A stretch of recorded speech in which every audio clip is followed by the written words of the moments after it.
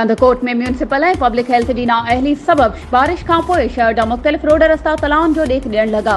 बारिश जो पाणी बीहण करे शहरनि खे अचण वञण में शदीद मुश्किलात खे मुंहुं ॾियणो पवे थो। शहरनि चयो त 6 कलाक गुज़रण बावजूद इंतज़ामिया क़ाइब आहे। शहर मुख़्तलिफ़ रोड रस्ता DC office road, SSP office road, मुख्तियारकार ऑफिस समेत मुख़्तलिफ़ रोड रस्ता तलाउनि जो ॾेख ॾियण लॻा आहिनि।